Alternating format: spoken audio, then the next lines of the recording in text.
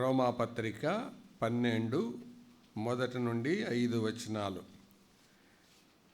కాబట్టి సహోదరులారా, పరిశుద్ధమును దేవునికి అనుకూలమునైన సజీవ యాగముగా మీ శరీరములను ఆయనకు సమర్పించుకొనుడని దేవుని వాత్సల్యమును బట్టి మిమ్మును బతిమాలుకొనుచున్నాను. ఇట్టి సేవ మీకు యుక్తమైనది.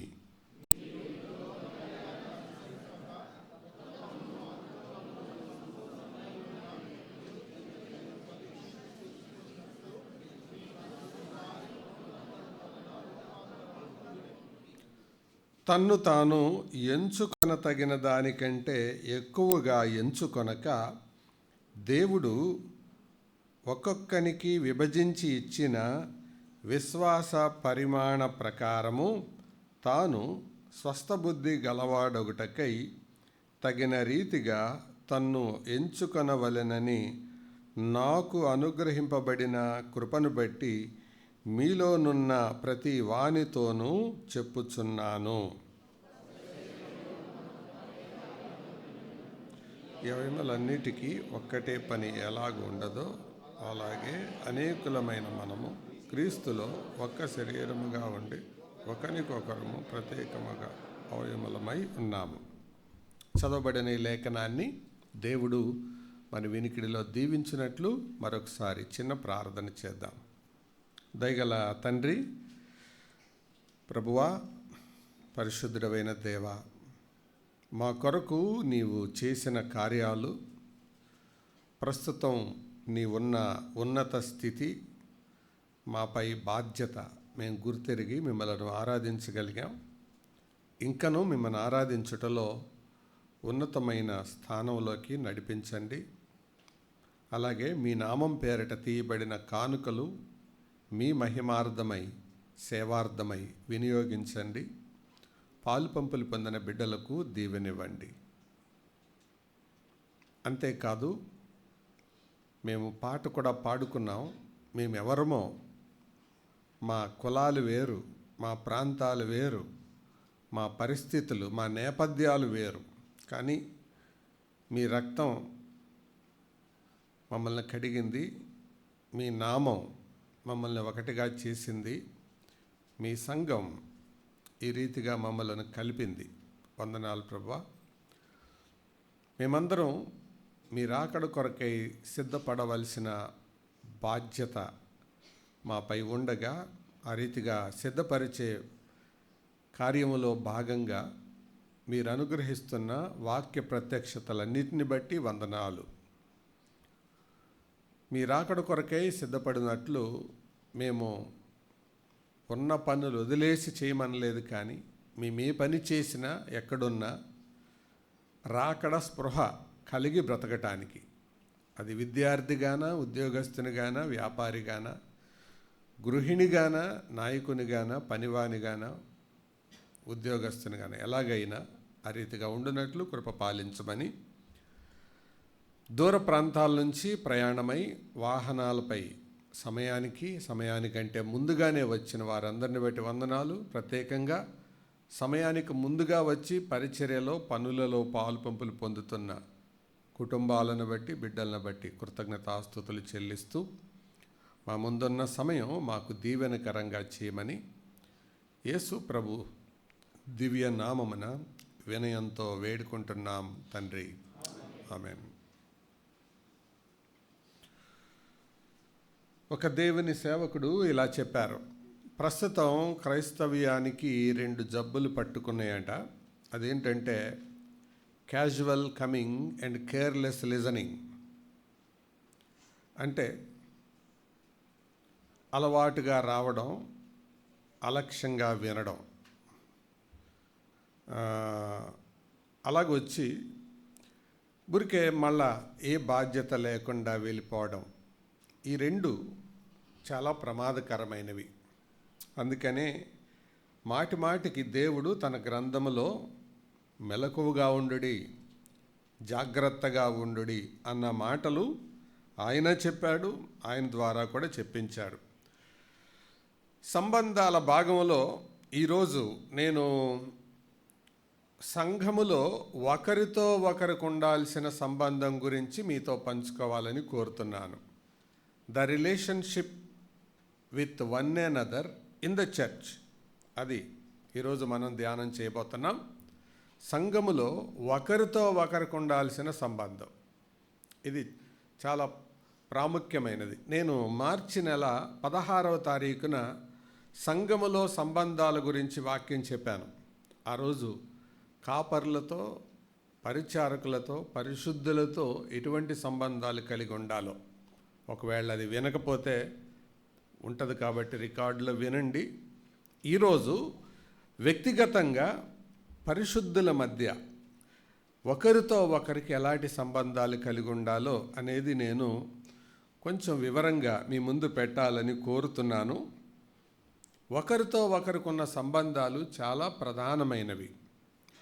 కేవలం కొత్త నిబంధనలోనే సుమారు వన్ అనదర్ రిలేషన్స్ 62 ఉన్నాయి, 62. వీటిల్ని వన్ అనదర్ కమాండ్మెంట్స్ అంటారు. ఈ ఒకరితో ఒకరు, ఒకరినొకరు, ఒకరికొకరు అని అన్నప్పుడల్లా ఒక ఆజ్ఞ, ఒక సలహా అక్కడ ఉంది. ఏ కమాండ్ ఆర్ ఏ సజెషన్ అక్కడ ఉంది. అది మనం ఈరోజు చూడబోతున్నాం. అంటే పోయిన వారం పొరుగువారితో సంబంధాల గురించి విన్నాం, దానికి కొంచెం దగ్గరగా ఉంటుంది. ఇప్పుడు సంఘములో, పొరుగువారంటే మన సంఘంలో ఉండొచ్చు, బయట ఉండొచ్చు. ఈరోజు మనం చూసేది కేవలం సంఘములో ఉండే సంబంధాలు, సహోదరులు సహోదరీలు అని అనిపించుకునే వారి మధ్య ఉండవలసిన సంబంధాలు. కేవలం కొత్త నిబంధనలోనే అన్ని పర్యాయాలు రాసి ఉంది. అంటే బైబిల్ వ్యాఖ్యానాన్ని బట్టి పండితులు చెప్పేది ఏంటంటే, ఏదైనా ఒక సంగతి చెప్పారంటే అది ప్రాముఖ్యం అని అర్థం. 2 సార్లు చెప్పారంటే చాలా ప్రాముఖ్యం అని అర్థం. రెండు కంటే ఎక్కువ సార్లు చెప్పారంటే అత్యంత ప్రాముఖ్యం అని అర్థం. మరి 62 సార్లు చెప్పారంటే చెప్పండి ఏమనాలి? మోర్, మోస్ట్, మెనీ, ఇంకా ఏదైనా వాడుకోవచ్చు. అంత ప్రాముఖ్యమైన సంగతి. కాబట్టి ప్రియులారా, దీని విషయమై మనం అజాగ్రత్తగా ఉండకూడదు. దాని కొరకుగాను ఈరోజు మనం చదువుకున్న లేఖన భాగంలో మీకు ఇది అయిన తర్వాత అది గ్రూప్లో పెడతారు, తర్వాత మీరు చూసుకోవచ్చు. ఇంగ్లీష్లో కూడా ఉంటుంది, అది మీరు తీసి బైబిల్లో ఒక PDF ప్రింట్ తీయించుకొని పెట్టుకోండి. ప్రింట్లు ఏమి ఇవ్వరు, మీరే ప్రింట్ తీసుకొని పెట్టుకొని do I maintain this relation, నేను ఈ సంబంధాన్ని నేను నెరవేరుస్తున్నానా, కలిగి ఉన్నానా అని అర్థం. కాబట్టి సంఘములో ఉండవలసిన ఒకరి మధ్య ఉండవలసిన సంబంధం అది అర్థవంతమైనదిగా, ఆనందకరమైనదిగా, ఆశీర్వాదకరమైనదిగా, మాదిరికరమైనదిగా ఉండాలి. ఆ మాదిరికరమైనదిగా ఉన్నప్పుడు అది తప్పకుండా అనేక మంది ఆకర్షితులు అవ్వడానికి కారణమవుతుంది. సంఘానికి ఉన్న సంబంధం, అసలు సంబంధాలు ఏవైనా కూడా, ఎనీ రిలేషన్స్, సంబంధాలు ఏవైనా కూడా ఆ సంబంధాలన్నిటిలో ఉండవలసింది ఏంటంటే ప్రధానంగా పెట్టుబడులు ఉండాలి. సంబంధాలు బాగుండాలంటే పెట్టుబడులు సరిగా ఉండాలి. అందుకే ఒక ఆయన ఇలాగన్నాడు, time and endurance are the investment for good relationship. సమయం, సహనం అనేది సరి అయిన సంబంధాలకు పెట్టవలసిన పెట్టుబడి. అది కుటుంబమైన, సంఘమైన, సంస్థ అయినా, ఎక్కడైనా సమయం అనేది పెట్టుబడి పెట్టకుండా సంబంధాలు ఉండవు. అందుకే time is the currency of relationships అన్నాడు ఒక ఆయన. కరెన్సీ అంటే డబ్బులు అన్నమాట. కరెన్సీ అంటే డబ్బులు. సంబంధాలు ఊరికే రావు, డబ్బులు ఊరికే రావు. ఇది అనగానే ఎక్కడో కనెక్ట్ అయింది, అందరు నవ్వుతున్నారు. సంబంధాలు కూడా ఊరికే రావు. సంబంధాలుకి ఊరికే రావు, దానికి డబ్బులు అక్కర్లా. దానికి కావలసినవి ఏంటి? సమయం, సహనం. ఈ రెండు కరెన్సీ, పెట్టుబడిగా ఉంటే తప్పకుండా అర్థవంతమైన సంబంధాలు ఏర్పడతాయి. ఎందుకు అంటే సంఘము అనే దానికి దేవుడు అత్యంత విలువ ఇచ్చాడు. ఈ వారంలో దేవుని వాక్యాన్ని పంచుకుంటూ సంఘం గురించి చెప్తూ కొన్ని తలంపులు చెప్పాను. మత్తయి సువార్త 16వ అధ్యాయం 18వ వచనం ఆధారంగా ఈ బండ మీద నా సంఘమును కట్టుదును, పాతాళలోక ద్వారములైనను దాని ఎదుట నిలువనేరవు. అక్కడ నేను చెప్పింది ఏంటంటే the value of the church, రెండవది the foundation of the church and the power of the church. సంఘము యొక్క విలువ, సంఘము యొక్క పునాది, సంఘము యొక్క శక్తి. దాని విలువ ఎంత అంటే అపోస్తల కార్యాలు 20:28లో రాసినట్లు స్వరక్తం ఇచ్చి ఆయన సంపాదించుకున్నాడు. రక్తం అనేది ఎప్పుడు ఇస్తారు? కొంతమంది రక్తదానం అనేది ఇదివరకు రోజుల్లో ఎక్కువ మంది ఇచ్చేవాళ్ళు కాదు, ఇప్పుడు చాలామంది చేస్తున్నారు. దానికి కారణం ఏంటంటే పాత రక్తం వెళ్ళిపోతే కొత్త రక్తం వస్తుంది అనేది ఒక ఆలోచన. అందుకని మళ్ళా రక్తం పడుతుంది అనే ఆలోచన బట్టి ఇస్తున్నారు. అలా కాకుండా రక్తం పోతే మళ్ళీ రాదు అని తెలిస్తే ఎంతమంది రక్తదానం చేస్తారు? రక్తం పోతే, ఒక బాటిల్ తగ్గితే 1 సంవత్సరం ఆయుష్ పడిపోద్ది అంటే ఎంతమంది ఇస్తారు? అప్పుడు ఎవరు వస్తుంది అంటే ఇస్తున్నారు కదా. దేవుడు రక్తం ఇచ్చాడు అంటే దాన్ని బట్టి ఆయన ఎంత విలువ ఇచ్చాడో సంఘానికి. కాబట్టి ఆ విలువ మనకు అర్థం కాకపోతే సంఘం విలువ అర్థం కాదు. సంఘం విలువ అర్థం కాని వాళ్ళు సంఘములో సరైన సంబంధాలు కలిగి ఉండలేరు. సంఘముతో సరైన సంబంధాలు కలిగి ఉండని వాళ్ళు అర్థవంతమైన ఆశీర్వాదకరమైన విశ్వాసులుగా ఉండలేరు. సరే, రోమాపత్రిక 12వ అధ్యాయములో మనం అక్కడక్కడ చదవబోతున్నాం. దానికంటే ముందు ఈ అధ్యాయం యొక్క అవుట్లైన్ చెప్తాను. మొదటి 2 వచనాలు రూపాంతరం, ట్రాన్స్ఫర్మేషన్. 3వ వచనం ఇవాల్యుయేషన్, ఎంచుకోవడం.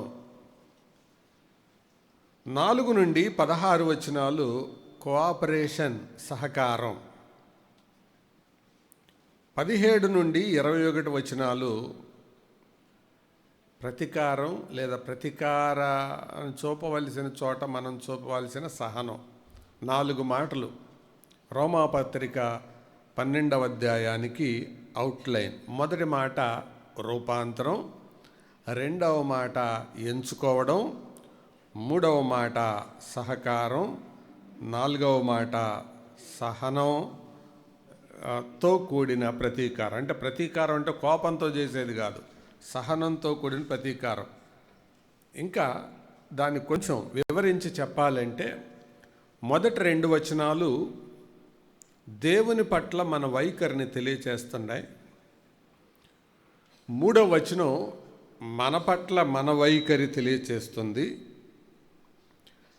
4 నుండి 16 వచనాలు సంఘములో సహోదర సహోదరీల పట్ల మన వైఖరి తెలియచేస్తుంది, అదే సహకారం.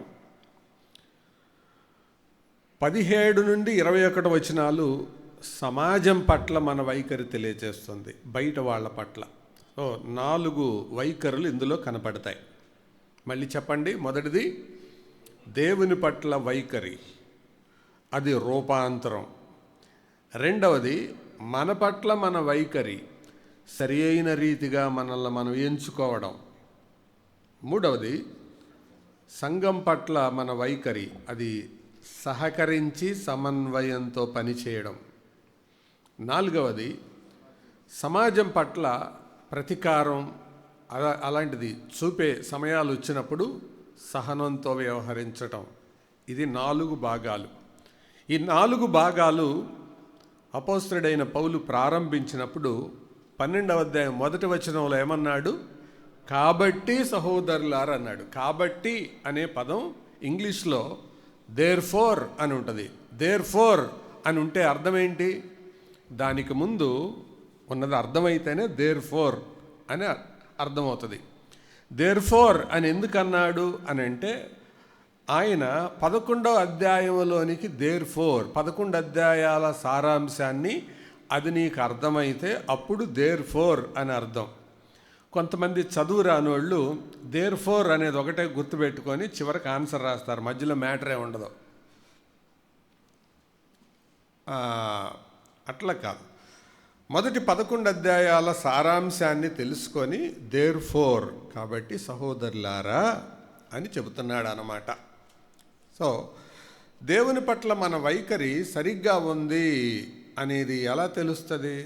మనం నమ్మాం అని ఎలా తెలుస్తుంది? రూపాంతరం ఒకటే. That is the only proof. రూపాంతరం అంటే ఏంటి? రూపంలోనికి మారడం, యేసు ప్రభు సారూప్యతలోనికి మారడం. అందుకే మీ మనస్సు మారి నూతన మగుట వలన రూపాంతరము పొందుడి. దీని గురించే దేవరాజు గారు రాశారు పాట, దినదినంబు యేసుకు దగ్గరగా చేరుతా, దగ్గరగా చేరుతా. ఎవరి మట్టుకు వాళ్ళే ఆలోచించండి. 2022 కంటే 23లో దగ్గరయ్యారా? 23 కంటే 24లో దగ్గరయ్యారా? 24 కంటే 25లో దగ్గరయ్యారా? అలా అవ్వలేదంటే నువ్వు రూపాంతరం చెందట్లేదని అర్థం. రూపాంతరం ఆగిపోయిందని అర్థం. రూపాంతరం ఆగిపోతే నువ్వు రక్షణలో ఆగిపోయినా ఉంటావు, అసలు రక్షణే పొందకుండా అయినా ఉంటావు. సో అది నీకు అన్వయించబడేది కాదు. కాబట్టి ప్రభు ఆయన గురించి సంగతి మీకు అర్థమైతే తప్పకుండా ఏమవుతాం? మనం రూపాంతరం పొందుతాం. దగ్గరగా వచ్చే కొద్దీ ఆయనకులాగా మారుతాం. హనోకు దేవునితో నడుస్తూ నడుస్తూ చాలా దూరం వచ్చేసాడు. వాళ్ళిద్దరు మాట్లాడుకుంటూ వచ్చేసారు.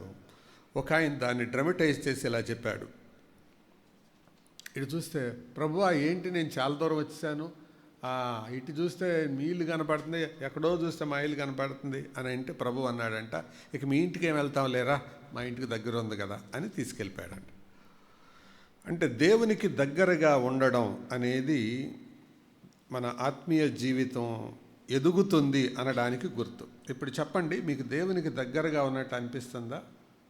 దేవునికి దగ్గరగా ఉంటే చిన్న లోపాలు పెద్దగా కనపడతాయి, కనపడని లోపాలు నీకు కనపడతాయి. అదే రోజు. అందుకే మోషే నీ ముఖ కాంతిలో ఏం కనపడతానే? మా లిప్స్టిక్, మా గోల్డ్ రంగు అనలేదు, కానీ ఏమన్నాడు? రహస్య పాపాలు. నీ ముఖ కాంతిలో మా రహస్య పాపాలంటే వేరేవాడికి కనపడిన పాపాలు. అంటే దేవునికి నువ్వు దగ్గర అవుతున్నావంటే నువ్వు నీ రహస్య పాపాన్ని గురించి భయంకరంగా ఏడుస్తావు. ఈ ఏడుపే లేకపోతే నీ రక్షణ అనుమానం.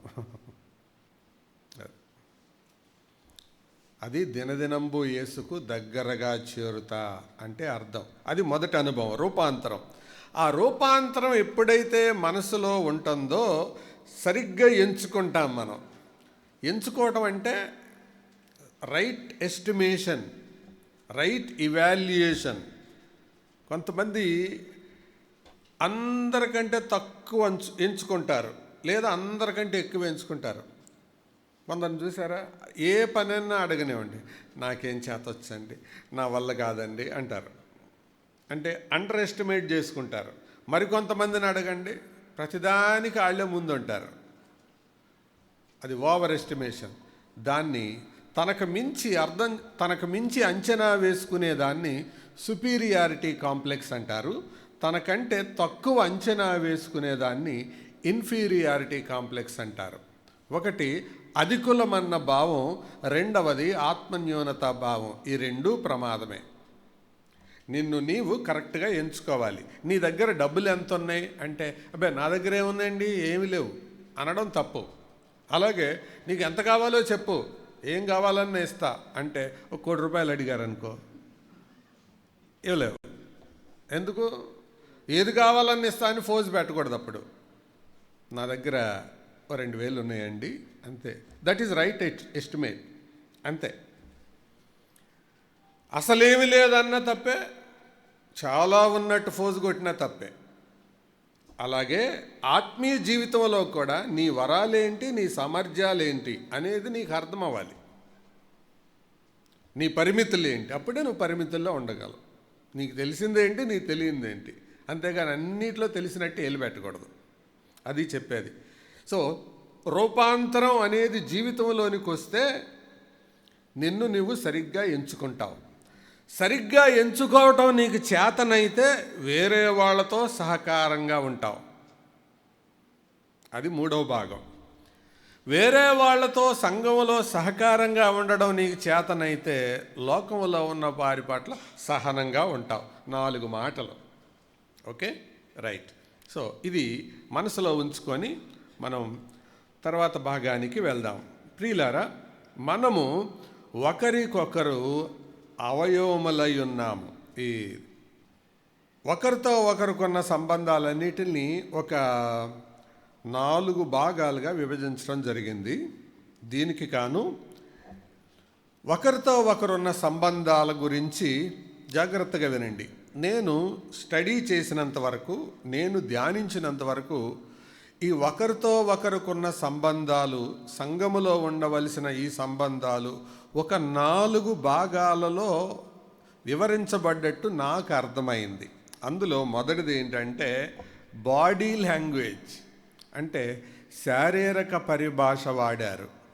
రెండవదిగా ఫ్యామిలీ లాంగ్వేజ్, కుటుంబ పరిభాష వాడారు.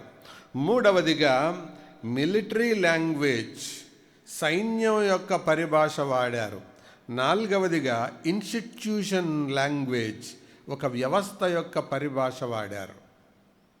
ఈ 4 పరిభాషల్లో ఒకరితో ఒకరుకున్న సంబంధాల గురించి ఇది కాదు. ఒకరితో ఒకరుకున్న సంబంధాల గురించి మాట్లాడతాం, మనం చదువుతాం. ఇప్పుడే మనం చదివాం రోమాపత్రిక 12వ అధ్యాయం 4వ వచనంలో, ఒక్క శరీరములో మనకు అనేక అవయవములుండినను ఈ అవయవములన్నిటికీ ఒక్కటే పని ఎలాగుండదో అలాగే అనేకులమైన మనము క్రీస్తులో ఒక్క శరీరముగా ఉండి, చెప్పండి, ఒకరికొకరము ప్రత్యేకముగా ఏమన్నాం?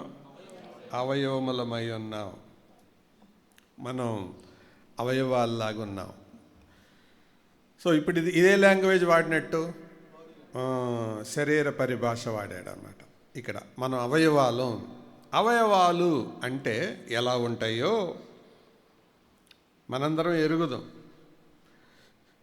అవయవాలంటే, అవయవాలను మనం ఎలా గుర్తించవచ్చు అంటే, అవయవాల మధ్య సమన్వయం ఉంటుంది, సహకారం ఉంటుంది, సహాయం ఉంటుంది. చెప్పండి, ఏమేమి ఉంటాయి? సమన్వయం ఉంటుంది, సహకారం ఉంటుంది, సహాయం ఉంటుంది. సమన్వయం లేకపోతే ఏమవుతుంది?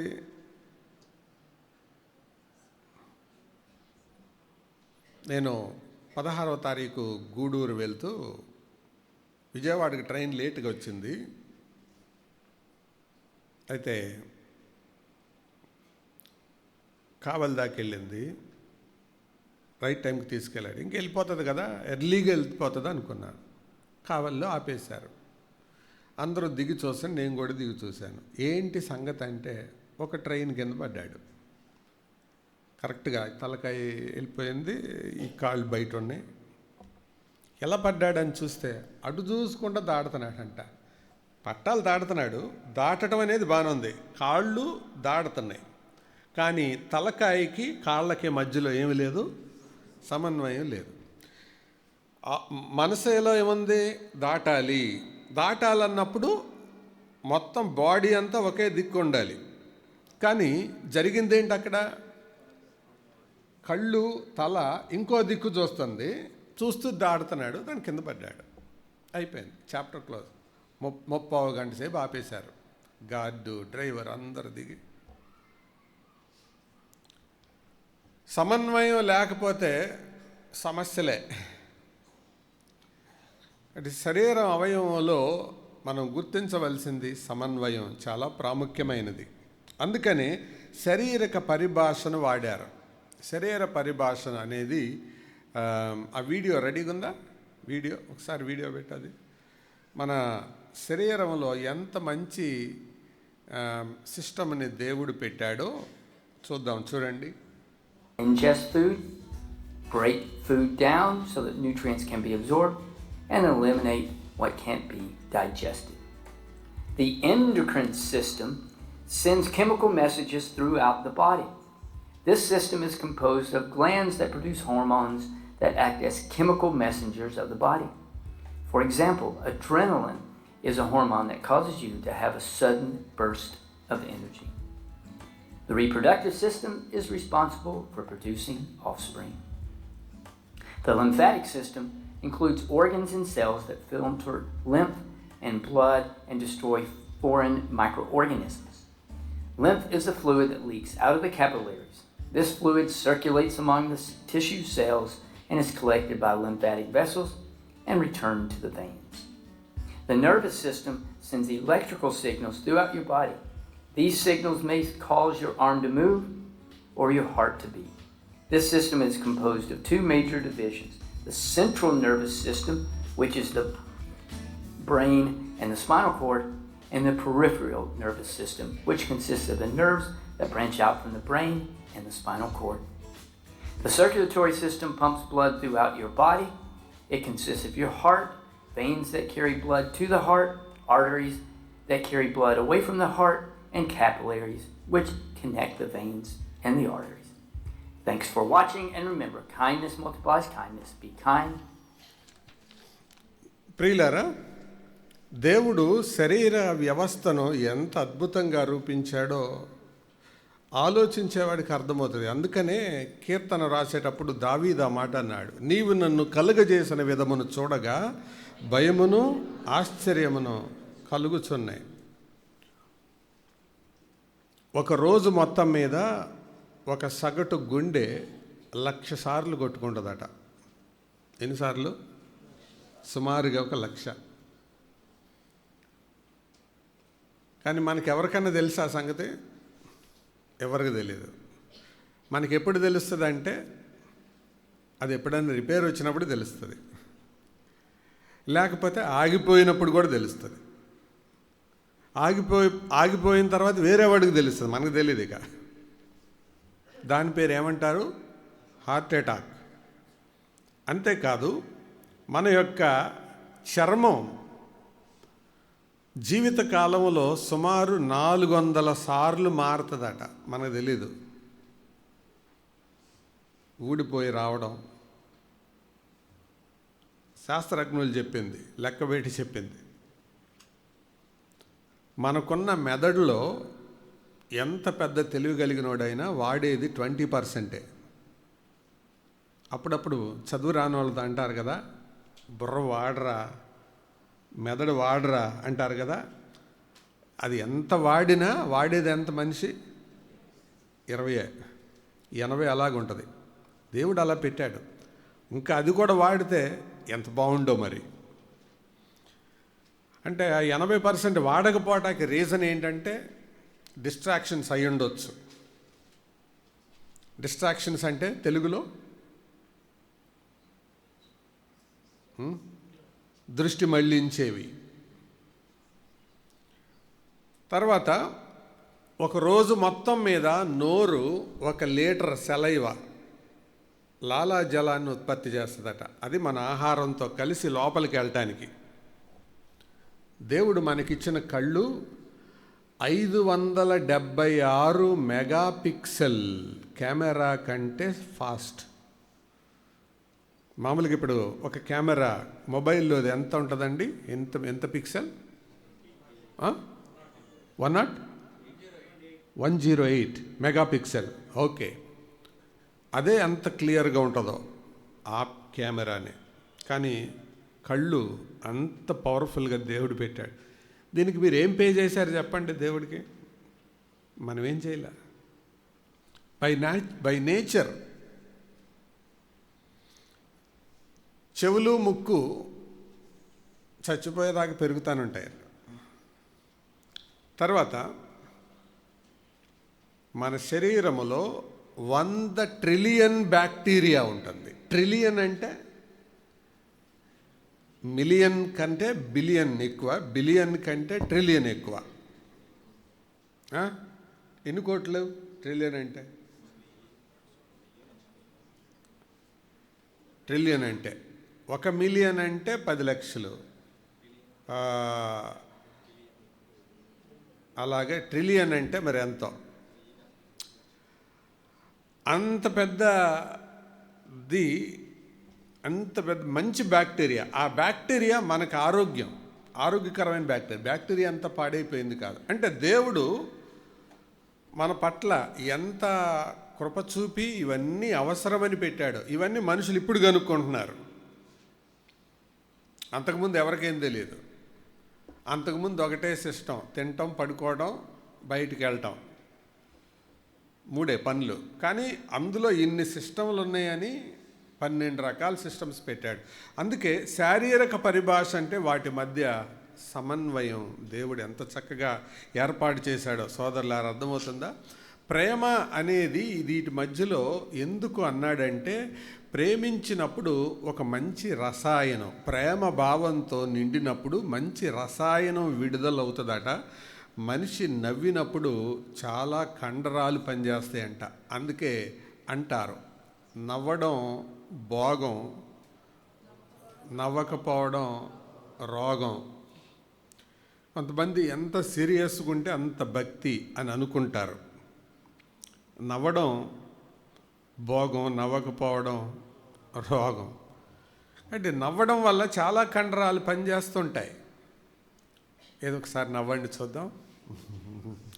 ఓకే, దేవుడు ఇన్ని రకాలుగా శరీర ధర్మశాస్త్రాన్ని ఆయన మనలో నిర్మించి, ఇది అర్థం చేసుకో. ఎందుకు నేను ఇంత వివరంగా చెప్పాల్సి వచ్చిందంటే, ఆ సిస్టమ్ స్లైడ్ ఒకసారి ప్లీజ్. ఎందుకు దేవుడు ఇలా పెట్టవలసి వచ్చిందంటే, ఇన్ని రకాలు నేను పెట్టినా సమన్వయంతో అవి ఎలా పనిచేస్తున్నాయో చూడండి అని. అప్పుడు అవయవాలై ఉన్నాము అనేది. ఇన్ని రకాల నేను లోపల పెట్టానే సిస్టమ్స్, వీటి మధ్య సమన్వయం ఎలా ఉందో, సహకారం ఎలా ఉందో, సహాయం ఎలా ఉందో చూసుకొని సంఘములో ఉన్న మీ మధ్య కూడా ఇటువంటి సమన్వయం, సహకారం ఉండాలి. ఒక వ్యవస్థలో కూడా మీరు చూడండి ఎలాంటి సమన్వయం ఉంటుందో. మీరు ఒక కార్పొరేట్ హాస్పిటల్కి వెళ్ళారనుకోండి, గేటు దగ్గర నిలబడేది ఒకళ్ళు, తర్వాత స్ట్రెచ్చర్ తెచ్చేది ఒకళ్ళు, తర్వాత అడ్మిషన్ రాసేది ఒకళ్ళు, తర్వాత పరీక్షలు చేసేది ఒకళ్ళు, చూసేది ఒకళ్ళు, వాళ్ళకి ట్రీట్మెంట్ ఇచ్చేది ఒకళ్ళు. ఇదంతా ఏంటి?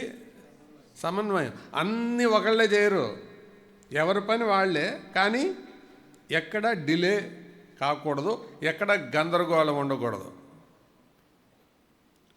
అందుకే నేను అన్నాను, ఒకరితో ఒకరి సంబంధాల గురించి చెప్పేటప్పుడు 4 రకాల వాటిని చెప్పాడు అని చెప్పాను కదా. ఏమేమి సంబంధాలు అన్నాను?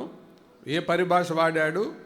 శరీర పరిభాష, కుటుంబ పరిభాష, మిలిటరీ పరిభాష, సంస్థ ఒక ఇన్స్టిట్యూషన్ యొక్క పరిభాష వాడారు. అంటే వీటి ద్వారా వాళ్ళ మధ్య సమన్వయం ఎలా ఉందో తెలుసుకోండి అని అర్థం. ఒక చోట డాక్టర్ చాలా బాగుండొచ్చు, కానీ అక్కడ ఇంజెక్షన్ చేసే నర్సు ఒక రఫ్ కేటగిరీ ఉందనుకోండి, ఆ హాస్పిటల్కి ఎలాంటి పేరు వస్తుంది? అలాంటి ఒక హాస్పిటల్ గురించి చదివాను మన విజయవాడలోని. Doctor is good but the staff are poor అని రాశారు అందులో రివ్యూలో. డాక్టర్ చాలా మంచోడు, ఎందుకు అంటే వీళ్ళిద్దరి మధ్య ఏమీ లేదు, సమన్వయం లేదు. నో డౌట్ వాళ్ళు స్టాఫే, ఈయన డాక్టరే, కానీ వాళ్ళ మధ్యలో ఏమి లేదు, సమన్వయం లేదు. కొన్ని స్థలాల్లో కిందాళ్ళు చాలా మర్యాదగా ఉంటారు, కానీ డాక్టర్కి వైద్యం చేయడం రాదు. ఏం ప్రయోజనం? అర్థమైందా? సమన్వయం అంటే ఎవరి పరిధిలో వాళ్ళుండి పని చేయటం, అది. కాబట్టి దేవుని సంఘములో విశ్వాసుల మధ్య ఉండవలసిన సంబంధం ఎట్లా ఉండాలి అనేది ఇప్పుడు మనం చూడబోతున్నాం. ఓకే, ఈ సిస్టమ్స్ ఒకసారి చదవండి. దేవుడు ఎన్ని పెట్టాడు మనలో? సర్క్యులేటరీ అంటే ఏంటి? రక్త ప్రసరణ. డైజెస్టివ్ అంటే ఏంటి? తిన్నది అరగడం. ఎండోక్రైన్ అంటే ఏంటి? ఏమండి ఎండోక్రైన్ అంటే? గ్రంథుల గురించిందా? ఓకే. తర్వాత ఇమ్యూన్ ఎక్స్క్రిటరీ సిస్టమ్ అంటే విసర్జన వ్యవస్థ. ఇమ్యూన్ సిస్టమ్ అంటే రోగ నిరోధక వ్యవస్థ. ఇంటిగ్మెంటరీ సిస్టమ్ అంటే చర్మం, గోళ్ళు, వెంట్రుకలు, దీని గురించి చెప్పే వ్యవస్థ. తర్వాత లింఫాటిక్ సిస్టమ్ అంటే, మస్కులర్ సిస్టమ్ అంటే కండరాలు, నెర్వ్స్ అంటే నరాలు, నాడి వ్యవస్థ, స్కెలిటల్ అంటే అస్థిపంజరం. తర్వాత రిప్రొడక్టివ్ సిస్టమ్ అంటే ప్రత్యుత్పత్తి, రెస్పిరేటరీ సిస్టమ్ అంటే శ్వాస వ్యవస్థ. వీటి మధ్య సమన్వయం మనకు ఉందబట్టి ఇక్కడ కూర్చున్నాం. వీటి మధ్య సమన్వయం లేకపోతే మనం ఎక్కడ ఉండేవాళ్ళం? సమన్వయం ఉంది కాబట్టి దేవాలయంలో ఉన్నాం. సమన్వయం లేకపోతే వైద్యాలయంలో ఉండేవాళ్ళం. అలాగే శరీర పరిభాష వాడినప్పుడు ఇటువంటిది పెట్టాను కదా, మీ మధ్యలో అటువంటి ఆరోగ్యకరమైన సంబంధాలు, సమన్వయం కలిగి ఉండండి అని తెలియచేయడానికి వాడుతున్నాడు. రైట్, ఇప్పుడు వరుసగా మనం చదువుదాం. అవయవాలు అయి ఉన్నాం కాబట్టి మనం ఏం చేద్దాం అనేది రెండవదిగా చూద్దాం రండి. వైఖరికి సంబంధించిన ఆజ్ఞలు. వైఖరికి సంబంధించిన ఆజ్ఞలు మీకు కనబడతాయి. అన్నీ రాసుకోవద్దు, ఎందుకంటే 38 కేటగిరీలు ఉన్నాయి అందులో. వాటిని 4 భాగాలు విభజించాను, కానీ తర్వాత పెడతారు. జస్ట్ వాటి మీద నోట్ చేసి, అంటే వాటిని గుర్తిస్తూ వాటి గురించి మనం మాట్లాడదాం. మొట్టమొదటిదిగా ఏమన్నాడు? ప్రేమించుడి అన్నాడు. ఈ ఒక్క మాటని ఎన్ని పర్యాయాలు చెప్పాడు చూడండి. ఒకరితో ఒకరు అనేది అన్ని పర్యాయాలు విన్నాం. వాటిల్లో ఈ మెజారిటీ చెప్పింది ఏంటి? Love one another. ఇది మనకు అర్థం అవ్వాలంటే కొరింథీ మొదటి పత్రిక 13వ అధ్యాయాన్ని చదువుకోవాలి. ఇప్పుడు వద్దులే. ఆ ప్రేమ అనేది మనలో ఉంటే ఒకరితో ఒకరు సంబంధాలు ఎలా కలిగి ఉంటారు? అది సహించేది, దయ చూపించేది,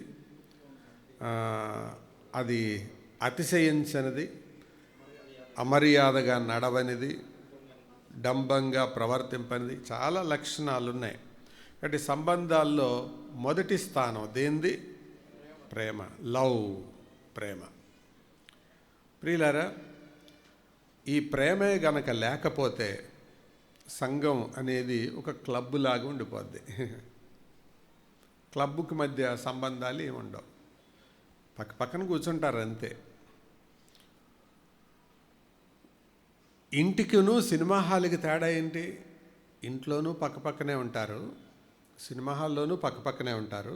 హాల్ అయ్యాక ఎవరి మట్టుకాళ్ళు వెళ్ళిపోతారు. కానీ ఇల్లు అలా కాదు, ఇంటర్నల్ టైస్ ఉంటాయి, ఒకరి మధ్య ఒకరికి సంబంధాలు. సంఘములో కూడా అటువంటి సంబంధాలు మనం కలిగి ఉండాలి. అందుకే నేను చెబుతుంటాను, ఎప్పుడు కూర్చున్నాళ్ళ పక్కనే కూర్చోకండి అని. చుట్టాల పక్కన అసలు కూర్చోకండి అని చెప్తాను. నువ్వు ఇంటి దగ్గర చుట్టాలతోనే ఉండి ఇక్కడ కూడా చుట్టాల మధ్య కూర్చుంటే ఇంక నువ్వేం సిగ్నల్ ఇస్తున్నట్టు? వేరే వాళ్ళతో కలవడానికి నీకేమి అవకాశం ఉంది అసలు?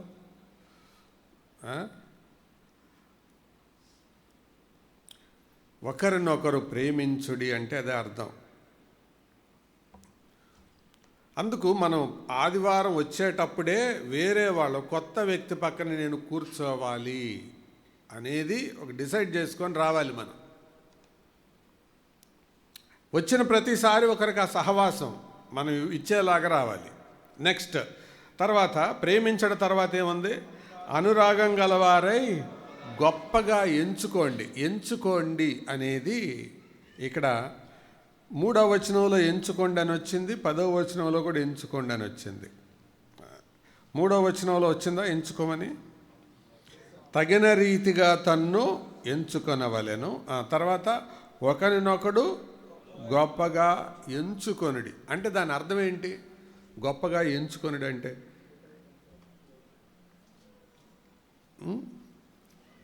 ఎంచుకొనుడి అంటే అర్థం ఏంటి చెప్పండి, ఎవరికైనా అర్థమైతే. భావించుకోండి, వెరీ గుడ్. ఇంకా కొంచెం అర్థమయ్యేలా చెప్పండి. అంటే వాళ్ళు గొప్పోళ్ళు అయితే గొప్పోళ్ళని అనుకోవడమా, లేకపోతే అవతల వాళ్ళను గొప్పోళ్ళైతే అనుకోవడమా, తక్కువ వాళ్ళైనా గొప్పోళ్ళు అనుకోవడమా? అదనమాట. అంటే ఆల్వేస్ ప్రిఫర్ ది అదర్. వేరే వాళ్ళకి మొదటి స్థానమి, మొదటి ప్రాధాన్యత. గొప్పగా ఎంచుకో. నువ్వు సెకండరీ స్థానం తీసుకో. ఇది ఎప్పుడు సాధ్యమవుతుంది? ముందు 2 వీలైతే, రూపాంతరం పొందితే, నిన్ను నీవు సరిగా ఎంచుకుంటే అవతల వాడిని నీకంటే గొప్పవాడని ఎంచుకుంటావు. లేకపోతే ఏమని ఎంచుకుంటావు? నీకేం తెలుసా, నువ్వెంత, నీ బిసాద్ ఎంత, నువ్వెంత, నీ క్యాలిబర్ ఎంత అని అన్నాడంటే అర్థం ఏంటి? ఆ మనిషికి రూపాంతరం లేదు, 2 తనను తాను ఎంచుకోవటం చేత కావటం లేదు. సో మన పక్కన వాడిని మనకంటే గొప్పవాడు అని అనుకోవాలి. అది చెప్పేది ఆజ్ఞ. అది ఎంచుకొనుడి అని ఉందా? ఎంచుకొనడానికి ప్రయత్నించుడు అని ఉందా? కొనుడి అంటే ఏంటి? ఆజ్ఞ. అందుకే వన్ ఎనదర్ అల్లా వీటికి ఏమని పేరు పెట్టుకున్నాం మనం? ఇవి ఆజ్ఞాపూర్వకమైనవి. హెడ్డింగ్ ఏం పెట్టాం? దాని హెడ్డింగ్ కనపడిందా? పైన టాప్ హెడ్డింగ్,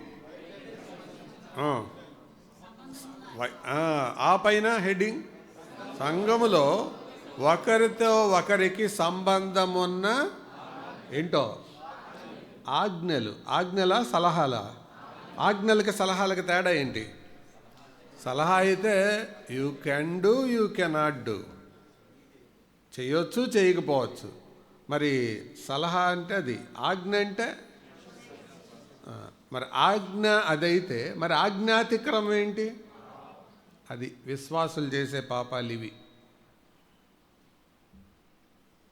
అవతల వాళ్ళని చిన్న చూపు చూడటం, అవతల వాళ్ళని గొప్పవాళ్ళుగా ఎంచుకోకపోవటం, ప్రేమించమని చెప్తుంది ప్రేమించలేకపోవటం, గొప్పగా ఎంచుకోమని చెబుతుంది ఎంచుకోలేకపోవటం.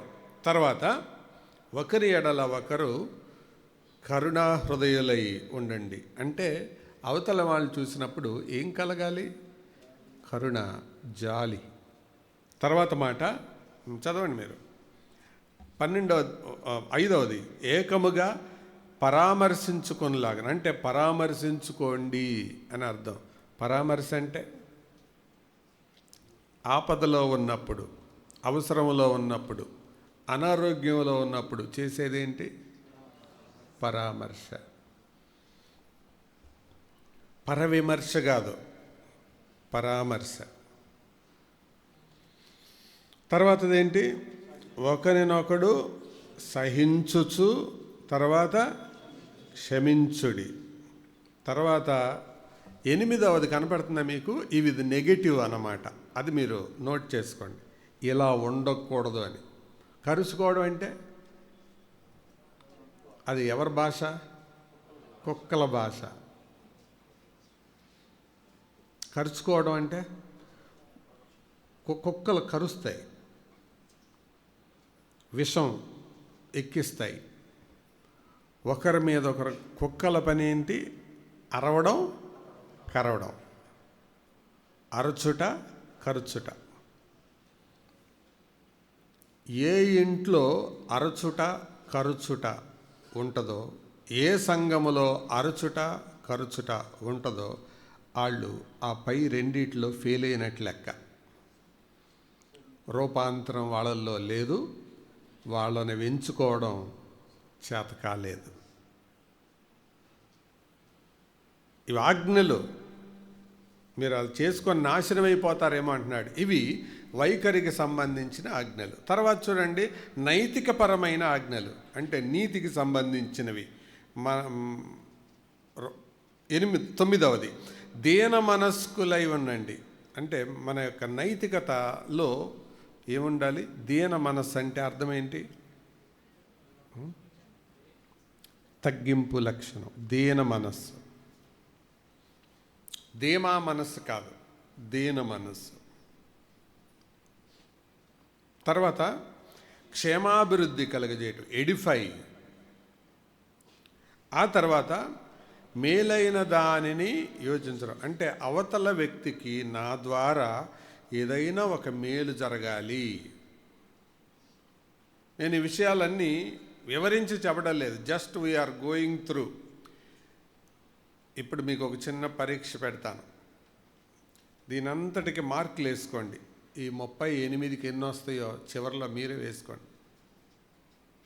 అవతల వాళ్ళకి మేలైన దానిని ఎంచుకుని అలవాటు ఉందా? మనకి మేలు చేసే అలవాటు ఉందా? వాళ్ళకి కీడు చేసే అలవాటు ఉందా? మేలైన దానిని యోచించుడి. తర్వాత ఒకరి ఎడల ఒకడు దయ కలిగి ఉండండి. తర్వాత ఒకరి పట్ల ఒకరు సమాధానంగా ఉండండి అని 14-15 నెగిటివ్స్ అన్నమాట.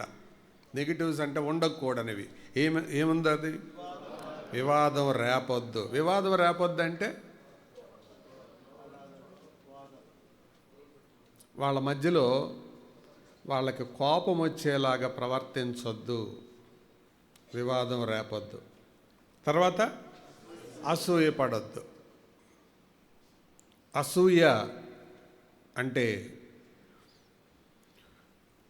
మనకు లేనిది అవతల వాళ్ళకు ఉంటే సహజంగా మనిషిలో కలిగే గుణాన్ని ఏమంటారు?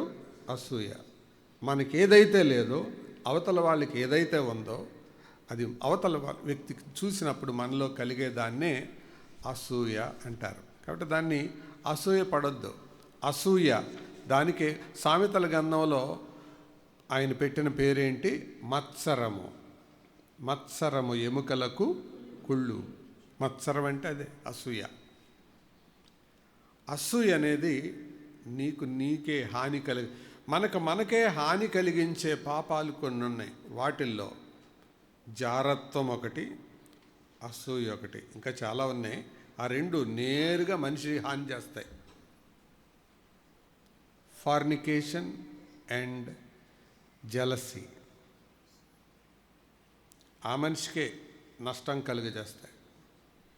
తర్వాత 16వదిగా మనస్సు జ్ఞానానికి సంబంధించిన ఆజ్ఞలు ఇక్కడ మొదలవుతున్నాయి. ఒకరినొకరు ఏం చేయాలి? పురికొల్పుకోవాలి. హెబ్రీ పత్రికలో ఉంది ఆ మాట, ఒకరినొకరు పురికొల్పుకోవడం. నెక్స్ట్ తర్వాత పురికొల్పుకోవడం అంటే ఏంటి? ఎంకరేజ్ చేసుకోవటం. చాలామందికి ఎంకరేజ్ చేయటం రాదండి, విమర్శించడం వచ్చు. మీకు సంగతి తెలుసా? ప్రోత్సహించటం చేత కాని వాడు విమర్శించకూడదు. మళ్ళీ చెప్పనా? నువ్వెవరినైనా విమర్శిస్తున్నావు అంటే అర్థం ముందు ప్రోత్సహించే వ్యక్తి అయి ఉంటేనే విమర్శించు. నీకు ప్రోత్సహించడం చేత కానప్పుడు విమర్శించబాకు. ఎందుకు? యేసు ప్రభు వారు 7 సంఘాలతో మాట్లాడుతూ 7 సంఘాలకు ఇచ్చిన బోధలో ముందు వాళ్ళని ప్రోత్సహించాడు, తర్వాత విమర్శించాడు. Both he did. నువ్వు నా నామం నిమిత్తం అలసిపోలేదు, దొంగ అపోస్తలుని పట్టుకున్నావు, నువ్వు నా నామాన్ని ఎరుగననలేదు, నువ్వు సహనం కలిగి నడుచుకున్నావు, గుడ్. కానీ నేను నీ మీద ఒక తప్పు మోపాల్సి ఉంది. అందుకే సోదరులారా, మీకు వేరే వాళ్ళని విమర్శించాలనిపిస్తే దాని కొరకు ముందు ఏం చేసి ఉండాలి? ప్రోత్సహించి ఉండాలి. ప్రోత్సహించకుండా విమర్శించొద్దు. Before you criticize, you first encourage. అది తనకంటే 17 కదా, తనకంటే యోగ్యుడని ఎంచుకోవాలి. అంటే నాకంటే యోగ్యుడు, మనసులో అట్టి అభిప్రాయాన్ని కలిగి ఉండాలి. నాకంటే అవతల వ్యక్తి యోగ్యురాలు అని అనుకోవాలి. తర్వాత మాట, ఘనత విషయంలో గొప్పగా ఎంచుకొనిడి. ఇందాక చదివిందే. తర్వాత 14వది నెగిటివ్ అన్నమాట. అదే అంటే రోమా 14, తీర్పు తీర్చకుడి. జడ్జిలాగా బిహేవ్ చేయొద్దు, తీర్పు తీర్చొద్దు. ఇక్కడ ఆగి ఒక మాట చెప్పాలి. తీర్పు తీర్చకుడి అనేది ఏంటది? తీర్పు తీర్చమని బైబిల్ చెప్పింది, తీర్పు తీర్చొద్దని కూడా బైబిల్ చెప్పింది. రెండు ఉన్నాయి. దేని విషయంలో తీర్పు తీర్చాలి, దేని విషయంలో తీర్పు తీర్చకూడదు. దీనికి ఒక బ్యాలెన్స్ గీత గీసి చెప్పండి. ఏ సంగతులైతే వాక్యానుసారంగా ఉన్నాయో దాని విషయంలో తీర్పు తీర్చాలి. వాక్యానికి విరుద్ధంగా ఏ విషయమైనా జరుగుతున్నప్పుడు దాని విషయంలో తీర్పు తీర్చాలి. వాక్యం మౌనంగా ఉన్న వాటి విషయంలో నువ్వేం చేయొద్దు? తీర్పు తీర్చొద్దు. అది దాని అర్థం. వాక్యం ఏ విషయం అయితే నేరుగా చెప్పలేదో దాని విషయంలో తీర్పు తీర్చొద్దు. వాక్యం ఏ విషయం అయితే నేరుగా చెప్పిందో దాని విషయంలో తీర్పు తీర్చు. కాబట్టి జ్ఞాపకం ఉంచుకుందాం, తీర్పు తీర్చొద్దు. 1998వ సంవత్సరంలో మనం మీటింగ్స్ ఏర్పాటు చేసినప్పుడు దేవుని దాసులు రాలేదు. అయితే ఎవరు సూటబుల్ పర్సన్ ఉంటారా అని ఆలోచించి ఒక సహోదరుని దగ్గరికి వెళ్ళాం. వెళ్తే ఆయన, ఏంటి ఇంత పొద్దుటే వచ్చావు అన్నాడు. ఏం లేదన్నా, ఇట్లా సంగతి, మీటింగ్స్ ఏర్పాటు చేసుకున్నాం, బ్రదర్ రాలేదు, మీరైతే బాగుంటుందని. అయినా ఇంత పొద్దుటే రావాలని నీకు ఎలాగనిపించింది? పొద్దుటే లేచి బైబిల్ చదువుకోవాలని తెలియదా? ప్రార్థన చేసుకోవాలని తెలియదా? నాతోనే చేసుకోవాలని తెలియదా? అవతల వాళ్ళు ప్రార్థన చేసుకుంటారు, బైబిల్ చదువుకుంటారని తెలియదా? వచ్చి అట్లా డిస్టర్బ్ చేస్తారా? టపటపటపటప అనేసారు. అనేసిన తర్వాత సరే అంతా అయిపోయింది, సర్లే వస్తాను అని అన్నారు. వచ్చిన తర్వాత అప్పుడు అందరి ముందు నిలబడి ఆయన ఇలా చెప్పాడు, ఇలా పొద్దుటే ఒక దేవుని సేవకుడు నా దగ్గరకు వచ్చాడు, ఆయన్ని తొందరపడి ఇలా మాట్లాడేశాను. తర్వాత నేను కూర్చొని ప్రార్థన చేసుకుంటుండగా నాకు ఒక ఆలోచన కలిగింది. నేను ఆయనని పొద్దుటే నా దగ్గరకు వచ్చినందుకు, బైబిల్ చదువుకోలేనందుకు ఆయన కోపడ్డాను, కానీ ఆయన నాకంటే ముందు లేచి ఉండొచ్చు కదా, నాకంటే ముందు బైబిల్ చదువుకొని ఉండొచ్చు కదా, నాకంటే ముందు ప్రార్థన చేసి నా దగ్గరకు వచ్చి ఉండొచ్చు కదా. ఎందుకు ఆయన కూడా నాతోటి దేవుని సేవకుడు అయినప్పుడు నేను ఎందుకు ఆయన అంత తొందరపడి అనేశాను అని దయచేసి ఆయన నన్ను క్షమించమని కోరుతున్నాను అన్నాడు. ఆయన పేరు చెప్పట్లేదులేండి ఇప్పుడు. అందరి ముందు ఇది జరిగింది, ఇద్దరి మధ్య. కానీ దీన్ని అందరి ముందు ఓపెన్గా చెప్తున్నాడు. అయిపోయిన తర్వాత మళ్ళా దగ్గరకు వచ్చి, నీ పేరు ఎత్తలేదు కానీ నీ కొరకే చెప్పాను, మనసులో పెట్టుకోబాకు, నేనే పొరపడ్డాను అన్నాడు. తీర్పు తీర్చడం అంటే అదనమాట అర్థం. అంటే తొందరపడి మాట్లాడేసి తర్వాత పశ్చాత్తాపడేదాకా తెచ్చుకోకూడదు. అందుకే before you talk once think twice. ఒకసారి మాట్లాడబోయే ముందు 2 సార్లు ఆలోచించు. ఏకమనస్కులై ఉండండి. మనసు ఏకంగా, ఒకటే మనస్సు. ఏక మనసు ఎప్పుడు వస్తుంది అని అంటే, అదే మళ్ళీ పైన సూత్రమే, నిన్ను నీవు సరిగ్గా అంచనా వేసుకున్నప్పుడు, పైన దేవుని ఎదుట నువ్వు రూపాంతరం పొందినప్పుడు తప్పకుండా ఏక మనసు వస్తుంది. అది రోమా 12లోదేగా మనం చదివింది, ఏక మనస్కులై ఉండండి అని చెప్పింది. ఎప్పుడు ఏక మనసు కలిగి ఉండగలం మనం? ఏక మనసు లేకపోవడానికి రీజన్ ఏంటి? ఆ పైనే ఉండనప్పుడే. సహజంగా ఏక మనస్సు అనేది ప్రాముఖ్యమైన విషయాల్లో ఏక మనసు గురించి మాట్లాడలేదు ఇక్కడ. ఏక మనస్సు అంటే అదే అర్థం. అందుకే నేను అప్పుడప్పుడు సమయాన్ని గురించి చెప్పేటప్పుడు ఇలా చెప్తాను, ఒకవేళ మనకి ఈ టైం కాకపోతే బెటర్ టైం ఏదైనా చెప్పండి, మనం అందరం కలిసి దాన్ని ఫాలో అవుదాం అని చెప్తాను. బట్ మనం ఒక దానికి స్టిక్ అయితే దాన్ని అందరం పాటించాల్సిందే. లేదన్నా మనం ఇంకొక కూడికి ఎక్స్ట్రా పెట్టుకుందాం అని అంటే చెప్పండి, మనం ఆలోచిద్దాం, ఇంకా పెట్టుకుందాం. ఎందుకంటే పెట్టుకోవడం వాక్యానుసారం. ఆ దినము సమీపించుకొలది మరి ఎక్కువగా చేయమని వాక్యంలో ఉంది. బట్ పెట్టుకున్నామా, స్టిక్ అయి ఉండాలి, దానికి స్టిక్ అయి ఉండాలి. అంతేగాని పెట్టుకుందాం అని మాటేసి సలహా ఇచ్చిన వాళ్ళే ఎగ్గొడితే అది తప్పు. ఏక మనసు అంటే అది అర్థం. చెప్పని విషయాల్లో ఏక మనస్సు, చెప్పిన విషయాల్లో సచ్చినట్టు ఉండాల్సిందే. చెప్పని విషయాల్లో, క్లారిటీ లేని విషయాల్లో ఏక మనస్సు కలిగి ఉండాలి, అంతే. ఉదాహరణకి 27వ తారీఖు ఫ్యామిలీ రిట్రీట్కి వెళ్దాం అన్నారు అనుకుందాం. అందరిలో ఒకే రెస్పాన్స్ వస్తుందా? రాదు. అక్కడ ఎందుకు పెట్టారు, అంత దూరం ఎవరు వెళ్తారు, ఎన్ని మనసులు వస్తాయో, ఎన్ని మాటలు పైకి రావులేండి, కానీ కళ్ళతో ముఖంతోనే గమనించే కెపాసిటీ ఇచ్చాడు దేవుడు నాకు. కొంతమంది మనుషులు చూస్తే చెప్పేయగలరు వీళ్ళు డిఫరెంట్గా ఆలోచిస్తున్నారని. కానీ ఏక మనస్సు అనేది అదే ఒక దేవుని సేవకుని, ఒక నాయకుడిని దేవుడు అందుకే ఇస్తాడు ఇలాంటి మెచ్యూర్గా థింక్ చేయమని. అందుకే మిగతా వాళ్ళు ఏం చేయొచ్చు అంటే సలహా ఇవ్వచ్చు, అన్న ఇలా చేస్తే బాగుంటుంది, ఇలా చేస్తే యుక్తంగా ఉంటుందని. అందుకే కదా రాసింది, ఆలోచనకర్తలు అనేకులు ఉన్నారు. కాబట్టి నువ్వు అవతల వాళ్ళకి సలహా ఇవ్వకుండా లోపల అనుకోవడం తప్పు. అది భిన్న మనస్సు. అర్థమైందా? ఏక మనసు అంటే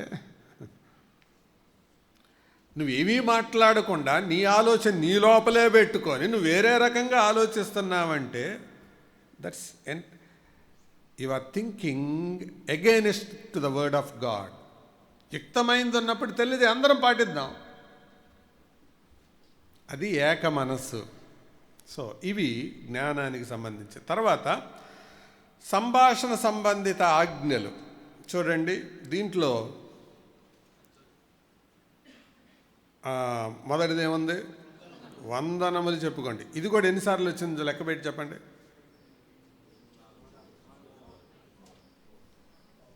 వందనాలు చెప్పుకోవడం. ప్రేమించుట తర్వాత ఎన్నిసార్లు వచ్చింది? ఇదే అనుకుంటా. ప్రేమతో ఒకనికొకడు వందనములు చెప్పుకొనుడి అంటే వందనాలు చెప్పుకోమనే కాదు, దానికి ముందు ఏముండాలి?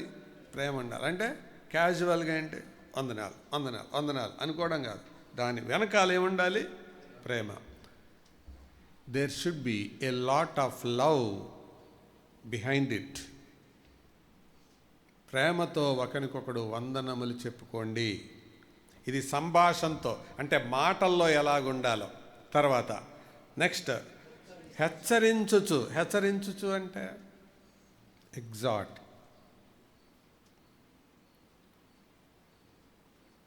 అందరు నా వైపు చూడండి. మీరు ఎప్పుడైనా మీ పక్కన కూర్చున్న వాళ్ళని హెచ్చరించారా?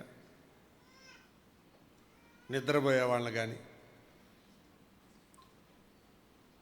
మొబైల్ చూసేవాళ్ళని కానీ, గోల్డ్ గిల్లుకునే వాళ్ళు కానీ హెచ్చరించారా? అబ్బే మేము అసలు ఆ టైప్ కాదన్నా, మేము సూపర్ స్పిరిచువల్. కళ్ళు ప్రసంగీకుడి మీద పెడితే అసలు విన్నా వినకపోయినా కళ్ళు మాత్రం అలాగే చూస్తుంటే అంటారా? హెచ్చరించుకోవడం అంటే అర్థం మన పక్కన వాడు తప్పు చేస్తున్నప్పుడు వాళ్ళని హెచ్చరించటం. ఎగ్జాట్. ఏంటి ఈరోజు నిద్రపోతున్నావు? నిద్రపోబాకు. నేను నా ఆత్మీయ స్నేహితుడు ఇద్దరం కలిసి ఒకరోజు వాక్యం వింటున్నాం. ఆయన ప్రసంగికుడు జోకేశాడు. నేను ఎక్కువ నవ్వుతుంటే నా పక్కన కూర్చుని ఆయన కూడా నవ్వాడు. ఆయన ఆపేసినా కూడా నేను నవ్వుతుంటే నా వైపు ఇలా చూశాడు. నేను నవ్వుతుంటే నా వైపు ఇలా చూశాడు. అర్థమైంది కళ్ళతోనే. సో ఐ టుక్ దట్ హెచ్చరిక. యవనస్తుడిగా ఉన్నప్పుడు నా వైపు ఇలా చూశాడు, కొంచెం బాధగా, కోపంగా. ఆపేశాను. అంటే ఐ గాట్ మెసేజ్.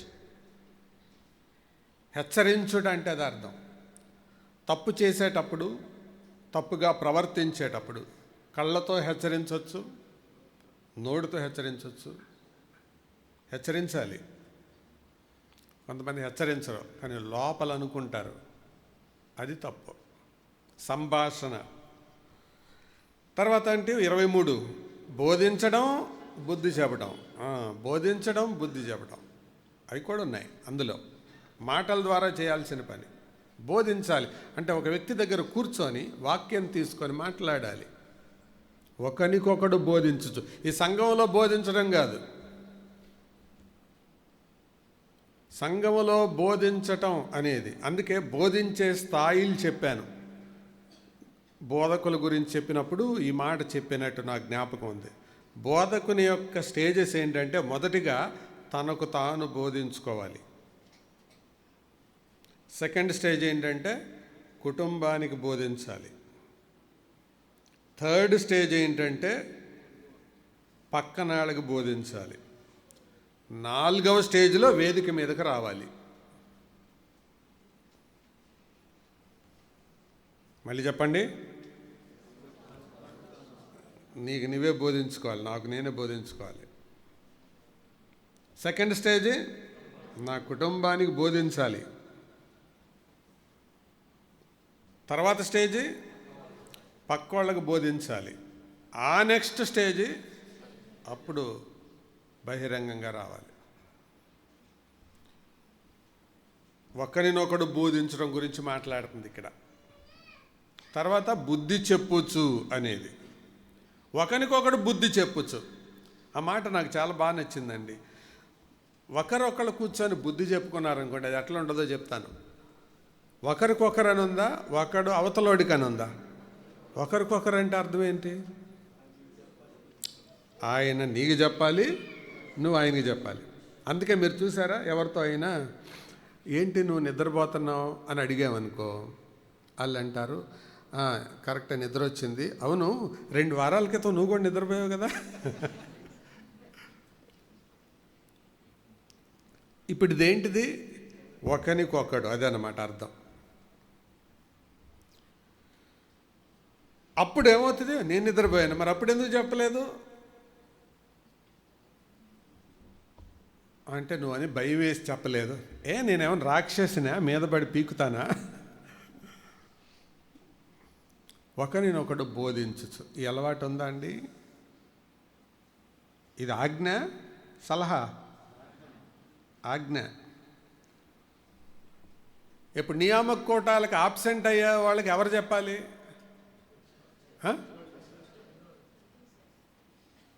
ప్రకటనలు చేసేవాళ్ళు చెప్పాలా? దేవుని సేవకులు చెప్పాలా? ఎవరు చెప్పాలి? చెప్పాలి. నీ పక్కన కూర్చున్నాడు, ఏంటి మొన్న రాలేదు, ఎలాగలా చిల్లర కారణాలకు ఆబ్సెంట్ అయితే నువ్వు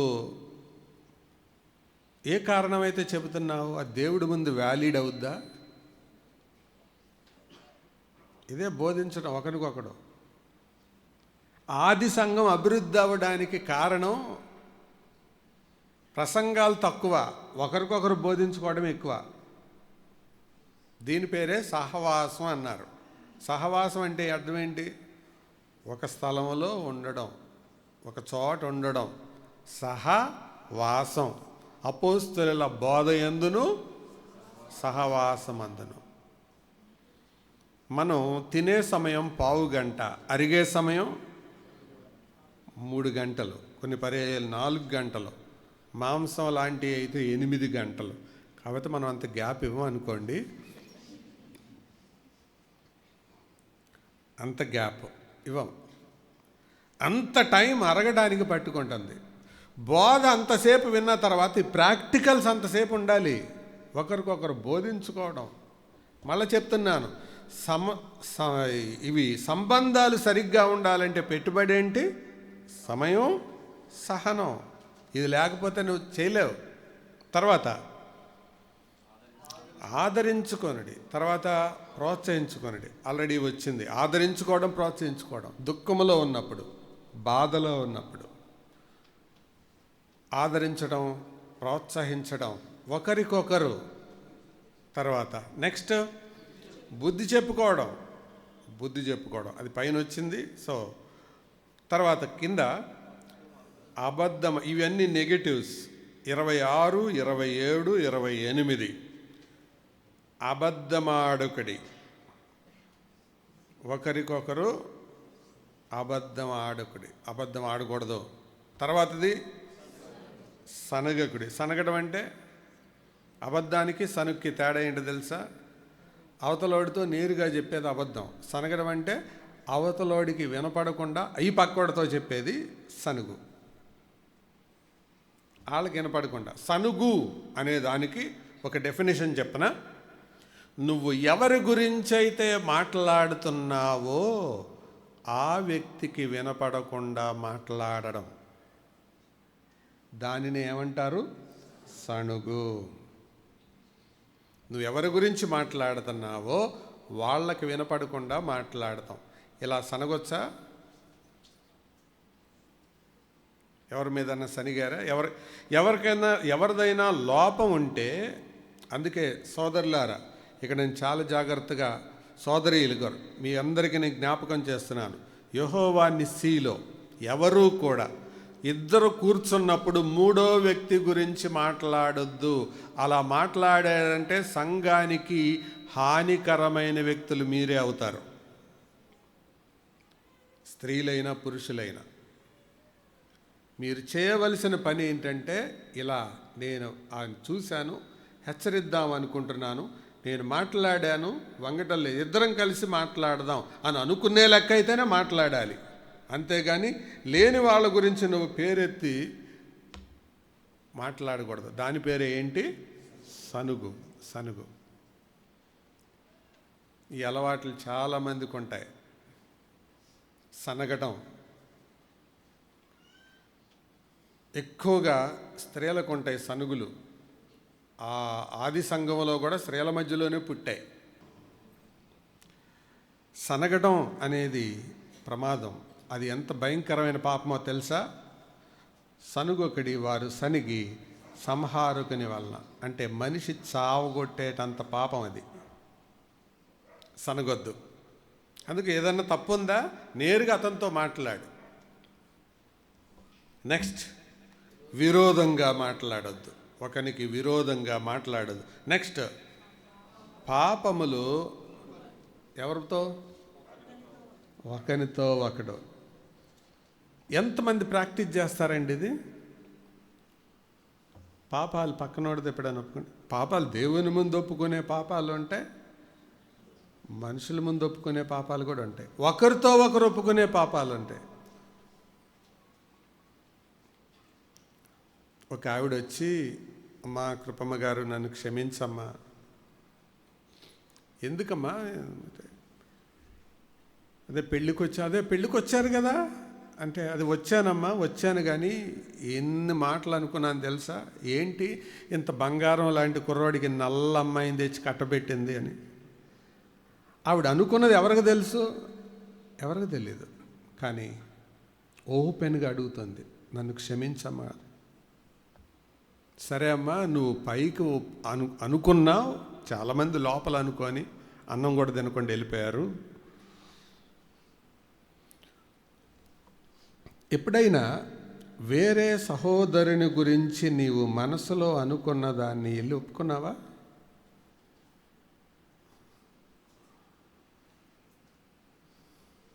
నీ గురించి నేను ఇలా అనుకున్నాను కానీ అభిప్రాయం తప్పు అని అర్థమైంది అని, లేకపోతే నీతో నేను ఇట్లా అబద్ధం చెప్పాను కానీ నిజం దాచాను, నాకు అర్థమైంది అని ఎప్పుడైనా ఒప్పుకున్నారా?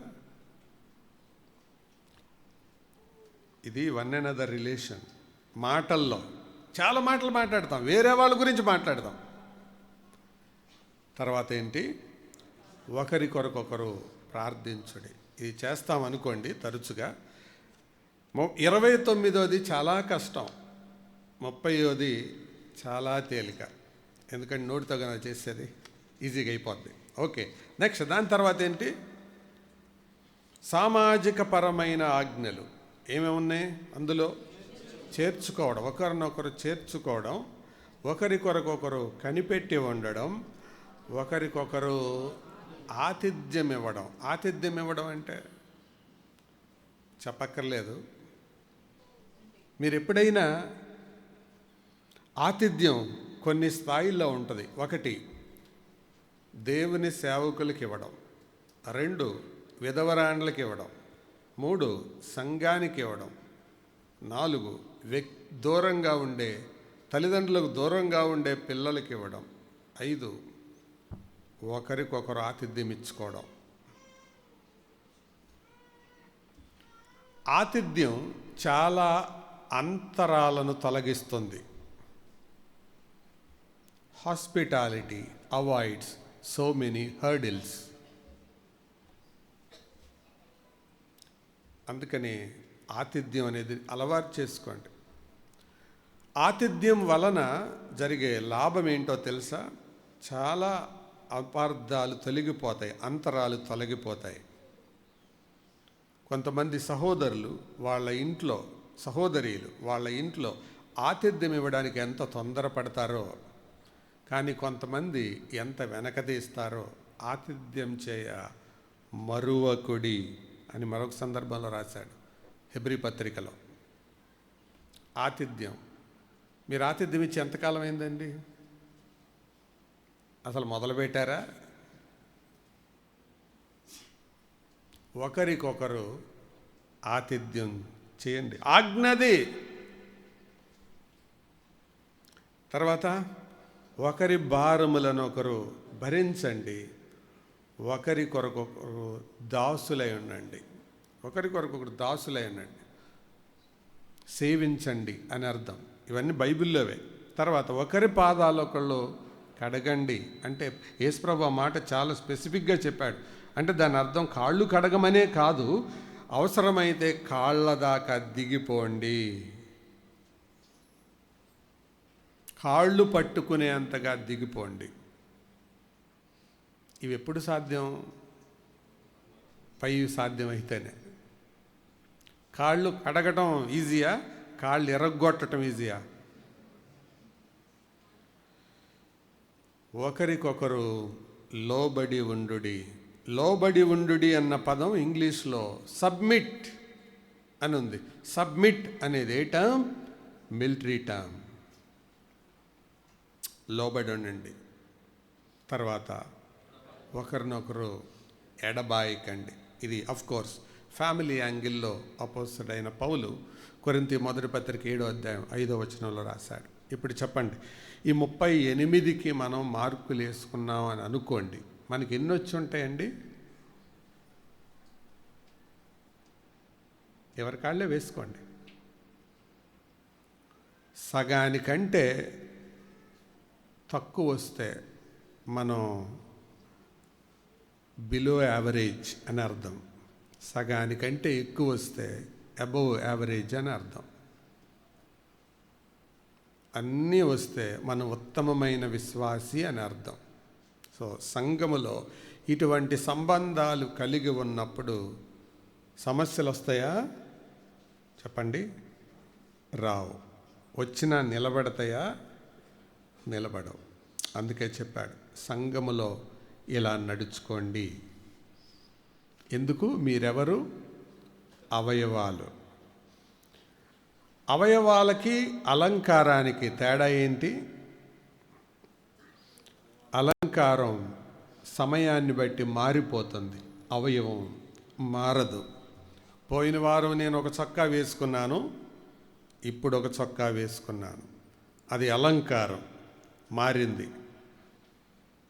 కానీ పోయిన వారం ఇదే నోరు, ఈ వారం కూడా ఇదే నోరు. పోయిన వారం ఇదే చెయ్యి, ఈ వారం కూడా ఇదే చెయ్యి. ఎందుకు? నోరు, చెవి అవయవాలు, చొక్కా ప్యాంటు అలంకారాలు. ఈ మారొచ్చు. సో సంఘములో నీవు అవయవమా, అలంకారమా? అలంకారాలు పరలోకానికి రావు, అవయవాలే వెళ్తాయి.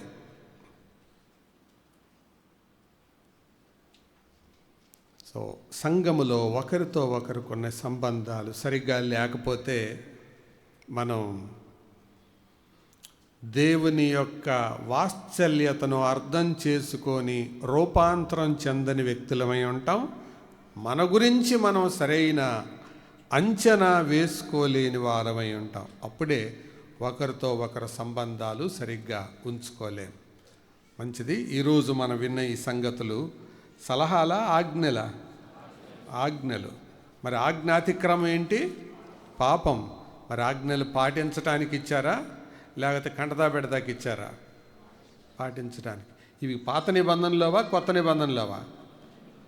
పాత నిబంధనలో కూడా ఉన్నాయి, వాటి జోలికి మనం వెళ్ళాల. కేవలం కొత్త నిబంధనలోనే ఈ ఆజ్ఞలను మనం కలిగి ఆశీర్వాదకరమైన అర్థవంతమైన సంబంధాలు కలిగి ఉందాం. తల వంచండి, ప్రార్థన చేసుకుందాం. ప్రార్థన.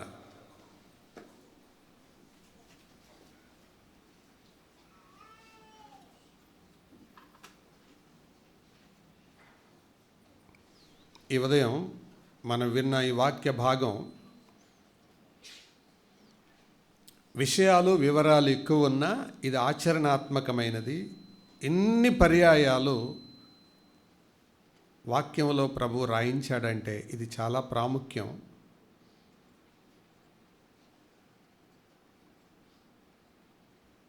దేవుని సంఘం అంత విలువైనది. ఆ సంఘములో ఉండే వ్యక్తులు అంత విలువైన వారు.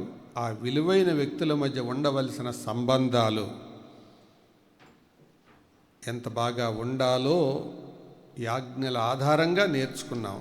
ఇవి దేవా, నేను ఈ విషయాల్లో ఓడిపోయాను అనైనా ఒప్పుకుందాం. ఉండవలసిన తీరులో లేను, స్థాయిలో లేను అనైనా ఒప్పుకుందాం. నీ కృపను బట్టి చాలా విషయాల్లో నేను ముందుకున్నాను అనైనా ఒప్పుకుందాం. మెట్టుకు ఆయన ముందు ఒప్పుకొని వెళ్దాం. ఎందుకంటే ఒప్పుకొని విడిచిపెట్టేవాడు కనికరం పొందుతాడు.